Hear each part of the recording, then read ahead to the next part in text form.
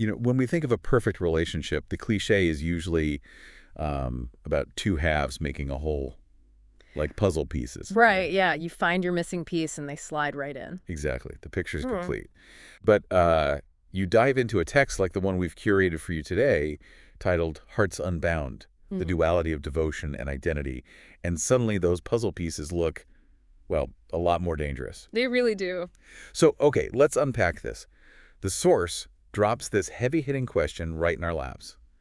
Can you love someone without losing yourself? And that question is basically the entire mission of our deep dive today. We are looking at the core tension the author introduces, which is that incredibly tricky balance between being, utterly devoted to someone and somehow maintaining your own independent sense of self. Yeah, because the title uses the word duality, which almost makes it sound like a battle. It does, yeah. It frames devotion and identity not as a natural blend, but as competing forces. Right. I keep picturing it like two magnets. You have these two distinct, really powerful objects. But if they get too close, they just snap together and become one unidentifiable lump. That is a great analogy. Thanks. But let me push back a little here. Does the source actually imply that deep devotion inherently threatens who you are? Like, are we just doomed to snap together? It absolutely does threaten it, yes. And the author argues that is exactly why maintaining a relationship is so difficult. But to answer your question about snapping together, the text uses 4 specific couples to prove that you don't have to lose your shape, even under extreme pressure. Okay, let's look at how they actually pull that off. The text puts Naruto and Hinata, Edward and Winry, Subaru and Emilia, and Guts and Casca under the microscope. Yeah, those are the 4 test cases. And these couples all have, like, immense personal trauma and massive individual goals. So how do Edward and Winry, for example, keep their magnets from crushing each other? Well, what's fascinating here is that Edward and Winry survive exactly because they refuse to walk the exact same path. Edward is out seeking the Philosopher's Stone, while Winry is back home mastering automail mechanics. So they aren't trying to do the other person's job. Exactly. The author points out that they support each other by pursuing their separate ambitions. Their magnets repel just enough to maintain their individual shapes, Oh, I see.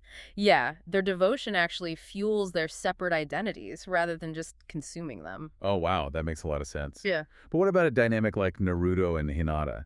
Because for the longest time, Hinata's entire identity seemed completely wrapped up in just watching Naruto from afar. It really did, and the text highlights them specifically to show the danger of that imbalance. If you just define yourself by the other person, you've become that unidentifiable lump you mentioned. Right, you lose the duality completely.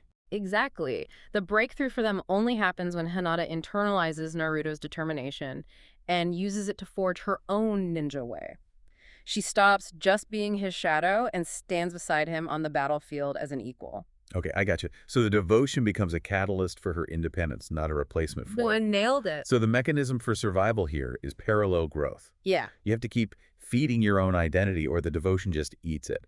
But then the author throws Guts and Casca at us. Oh, man, yeah. That is a vastly darker dynamic. It really is. It is the ultimate extreme test case in this duality. Because with Guts and Casca, you're dealing with profound trauma where one person's identity is just fundamentally shattered. Right, so the text asks, how do you remain devoted to someone who has lost themselves without letting that caretaking completely erase your own life's purpose? Precisely. Guts has to constantly fight the gravitational pull of his revenge versus his devotion to her healing. It proves that balancing these forces isn't just a one-time fix. It's a brutal, ongoing negotiation. That is incredibly heavy. So step away from the fiction for a second and think about your own life. This deep dive isn't just about analyzing anime dynamics. No, definitely not. It's a mirror for you to examine the duality of devotion and identity in your own relationships.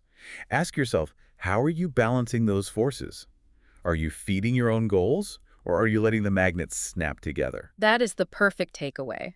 And if we connect this to the bigger picture, it raises a crucial question to leave you with, one that goes a step beyond the source's original premise. Oh, like that. Well, the text assumes that losing yourself is the ultimate failure. But is losing parts of your original self to another person actually a negative thing?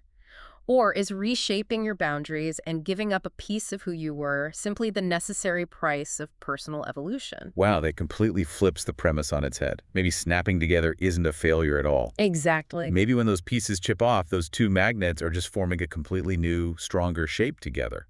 That is definitely something to chew on the next time you feel that pull.